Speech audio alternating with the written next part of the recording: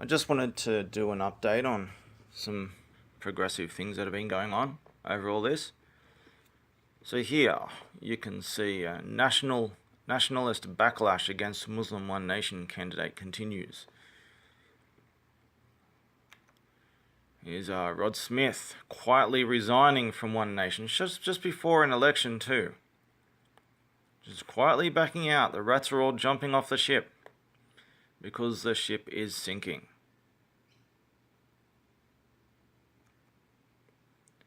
Here's an example of all the blocking and everything that's going on. I'm not the only one that's been censored. They went hardcore on me once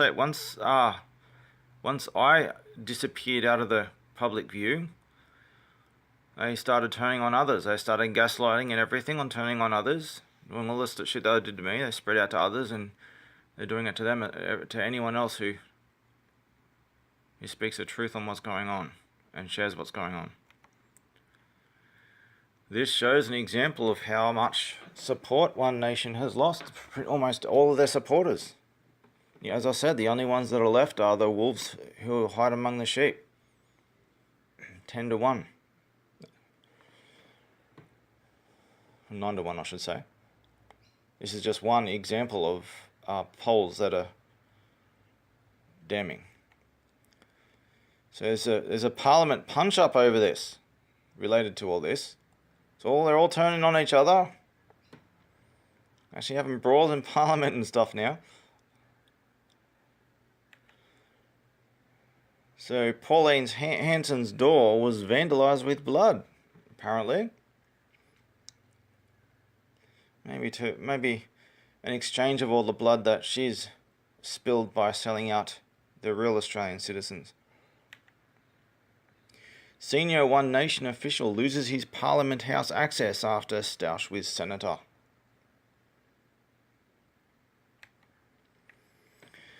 And meanwhile, Pauline Hanson, always a victim, as all the wolves do. They're always the victim, always the role reversal. And now they're all turning against each other. They're all turning on her now. So as for the government threats against me and all that, I've put up a playlist. This video should be put into the playlist of everything that's gone on. The lead up to all this, all the things that have been done to me and the people involved. So the government, the big boss of a government department who came to see me and intimidate me, wink wink. If you watch that, you'll see the history of this. It's absolutely ridiculous. So this is someone with a long history of framing me in courts, trying to have me assassinated and all kinds of shit. The big boss of a government organisation, and comes to see me straight after all this happened with wink wink intimidation and threats, and trying to do the same old shit to me. So as for my garden, here is my so-called garden or lawn or whatever. As you can see, it's a gravel trap, and there's just bits of pieces of stuff in it, as you get in a garden trap. Now, I have been on the run for a year because this very woman, this very big boss of a government organisation, has been at the head of this attempt to catch me and torture me and kill me like they tried to do before. I was in prison for a year without charge or trial, extensively tortured. I was evicted from my home by this woman. My car was destroyed. All my property was repeatedly vandalised. All kinds of shit and terrorist threats. She was involved in the whole bloody thing. So she comes to my house and tries this shit again. Wink, wink. So here's the so-called grass or weeds overgrown on my lawn. This is what she's trying to evict me and fine me and put me in prison and even lock me up in a psychiatric facility because I've got too much grass or weeds, or if it's my lawn or it's my garden. Who knows at this point? It's all over the place. But it's all right. She eventually admitted that my backyard was all clean and tidy. So this is what it actually looks like. So I was gonna say, I'll just pause it. Hang on. So she ended up saying that my whole backyard was perfectly clean and tidy, and these little traps, they try and trap you on every angle, going through years of court cases and all kinds of shit over this. So this is what apparently my backyard is like this, and it's just unacceptable. And you know, I'm being threatened with all this shit that they're going to do to me all over again because of it. And so this is my fault. It's supposed to be this is that bad. Well, look at this. Where is it? This. That's what they're responsible for, and apparently that's fine. So this is completely overgrown, and I'm in big trouble over it. But this is perfectly fine. Now I should say that my locks have been broken. She's involved in this thing. They've been raiding my home over and over again, breaking into my home and vandalizing the locks progressively each time they break in. Because I've been on the run. They've been trying to come in to catch me, hoping that I'm home. And they keep raiding my home and vandalizing my home over and over, and they destroyed all my locks repeatedly. And I said to her, "This is what's going on." I didn't mention who because she's involved. I did this on record for a reason, just to show this shit. And this is a very serious matter. My home has been broken into over and over, and here's the damaged locks. I would urgently need locks to, for security and privacy. This is dangerous. And what does she do? She ignores it and starts trying to divert off anything and everything, and then starts trying to counterattack by apparently going on about my overgrown backyard. So, hang on a sec. So, I've heard nothing about fixing these locks. No anything. I wasn't offered any. I wasn't even given a response about these locks and the vandalism and breaking into my home, and that I would urgently need a lock. No, nothing. It's all about me and my overgrown lawn or whatever it is, because I don't have a lawn. It's a gravel trap. So instead, they're going to send me more threatening letters, as they do for years on end, with more court cases and shit like they did to me for years, from every angle. So they ignore. This is what they do. You know, they'll put you in danger like this, like with broken locks, and they'll be responsible for breaking into my home. They won't fix my locks, but they'll put me through years of court cases over a blade of grass that's an inch too long.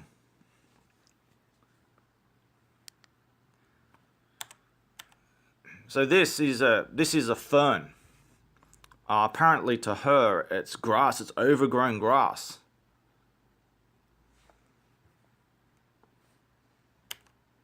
Here's the lime tree she was so mesmerized by. You don't drink fruit juice? Wow! Typical psychopath tactics to try and hide as a wolf among sheep. So I'd get some documents. Just show some history of this bullshit. This went on for years on end, all kinds of court cases and everything, and they always give you like a countdown timer where they're going to do something to you in a countdown timer, and then try and trap you from every possible angle, so there's no way out, and they put a countdown on it that bad things are going to happen to you from all these angles all at the same time, and then you have to go through kangaroo courts and this shit over and over again. I've got recordings of these courts and shit. It's fucking ridiculous. I'll just give you some documents. I'll just get them. Hang on. So here's one. When regarding my car. So it started out, this is how it started out. It was apparently me parking my car in a parking space that was made for my car, for me to use, for my car to park in. Apparently that was a nuisance to other residents. Parking my car in a parking space made for my car to park in. And look at all the typos and shit all through it. It's just because they're so intimidated by me, and they're panicking in a desperate attempt to attack me from every angle, making mistakes all over the place. So it started as a nuisance. Then they changed it to, I was by parking my car in a parking space, I was violating the peace, comfort, and privacy of other tenants after that. All kinds of bizarre shit. Threaten you with laws that don't exist over things you've never done. From every angle. Here's another document of more bullshit. So remove the flag from the balcony, remove the lattice work from the balcony. The lattice work was there since before I moved in. It was all the units had them. It was part of the unit complex. But I was hanging a flag on the lattice outside my home. And this was the Anonymous flag, and I'm the founder of Anonymous, and that's what they're attacking me over. And they're intimidated by this flag. So the police were coming around every day over this and everything else.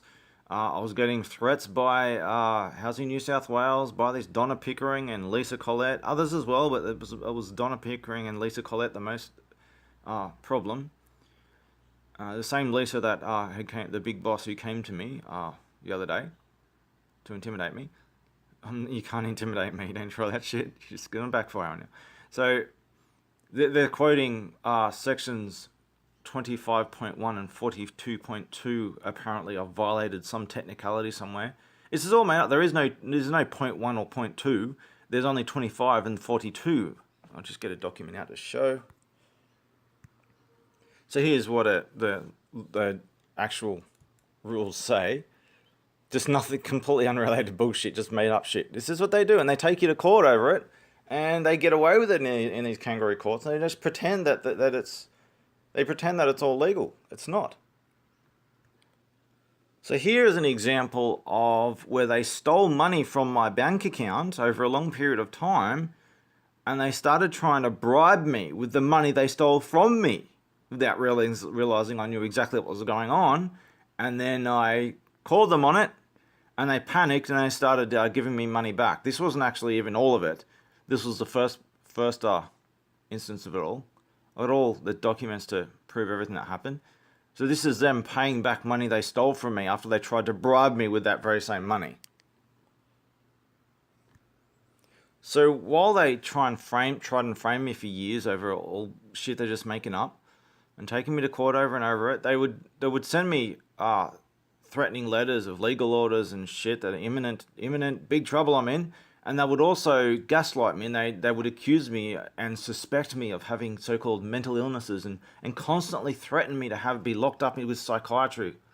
And they would send these mental health letters alongside their threats just to try and fuck with me and intimidate me and try and frame me. So I was locked away in psychiatric facility a couple of times, and I've been constantly threatened with it and tortured and shit in there.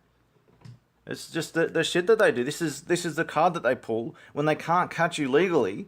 They can't trick you or entrap you or frame you, and you document everything.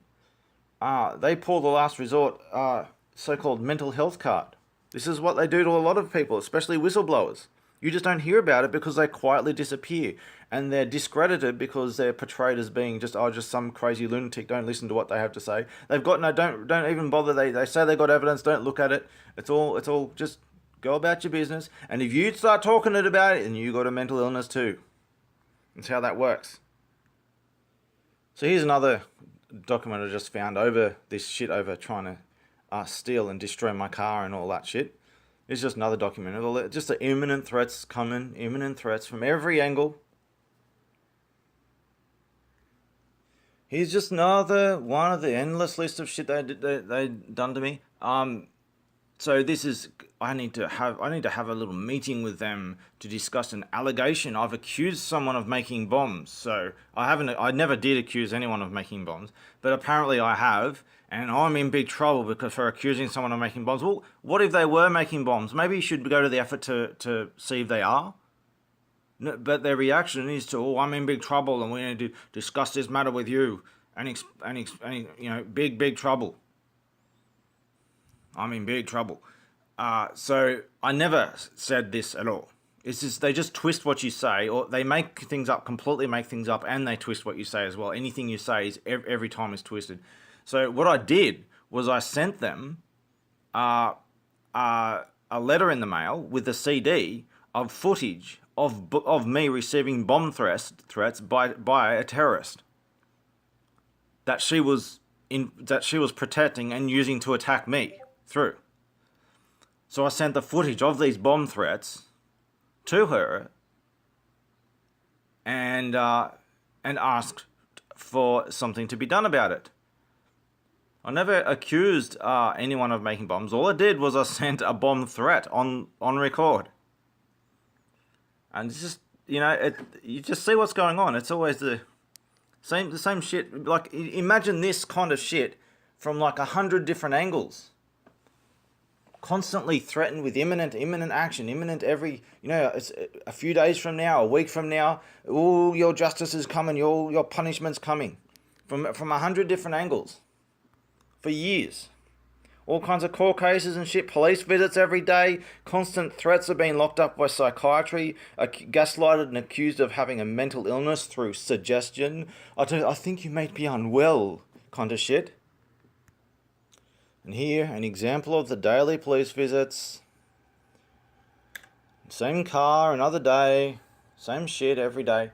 So, what's funny is, apparently me parking my car in a parking space is just some big crime, but the police are allowed to block all the parking spaces and park in the place that I've been threatened not to park in, when I've never parked in. But they're allowed to do the same thing. This is what they do. They do the very thing that they falsely accuse me of, and then try to frame me in court over what they did. It's like the constant obsessive role reversal shit. As I said, from every angle, here's just an example. They keep putting shit in my letterbox and smeared with all kinds of substances. Who knows what was on it. So here's an example of the constant threats, how they kept coming to my home. They kept wanting to check out all my stuff over and over again, and they would threaten me with legal action if I didn't let them in. Like, who sends a letter like that with threats like that over and over again, that we need to inspect you and all your shit over and over under threat of a court legal action? So here's an example. As you can see, in 11/11/2016, 11:11 a.m. I chose that exact date and time symbolically. I contacted every major news network in Australia, TV, radio, all kinds of shit, all at the same time. Well, let's look what happened. I was cornered from every angle, and this is as much I could go on. I had to release a whole bunch of evidence. I was about to get assassinated. They were literally threatening to kill me with letters and shit, and justify it. Like, I have to protect myself and my property, and they're going to violate me and my property, and I'm going to have to defend myself. And they're saying that that I will get killed if I defend myself from attacks from every angle. So I went public with a whole bunch of things. I even went down. I went to see 7 News in person in Sydney, and they told me to wait somewhere. I was going to give them the evidence. I waited and waited, and then 30 police officers came after me. I was lucky. I after waiting and they were late, I thought, I'm a bit concerned something might be going on here. So I went and hid in the bushes, and then that's when 30 police officers came after me. That was when I first became a fugitive. So what happened? On this very same day, a short time later, they sent assassins after me to kill me and shit. And as soon as it was like 15 minutes after it happened or something, the police were already there. I mean, this happens all the time. The police will be waiting around the corner, and on the rare occasion, I actually see them, and they go, "Oops!" and they step back a bit because I've seen them. They're waiting around the corner to come and do something to me after setting people onto me, and the police are hiding behind around the corner. This happens over and over again. So it was like a few minutes after this assassination attempt, which was started in like an hour after I sent all these messages. So an hour after I sent these messages, they sent assassins after me. I defended myself, and then the police came to arrest and charge me and imprison me. Let's see what document I can get next. Well, here's an example of what they were doing to my car. Just an example of all my stuff. Just constantly vandalized. The police were coming around vandalizing my shit. And as you can see, a short time later on the exact same day, not a coincidence. Apparently I was accused of attacking these assassins in my own home, and I was to go to court over it. A lot of shit happened after that. I'm not going to go through the whole detail. I contacted politicians, all kinds of shit. That's when I became a full-on fugitive. And then I turned up the court case. So I'll just go for an example of this shit, right? I'll just show the actual police documents.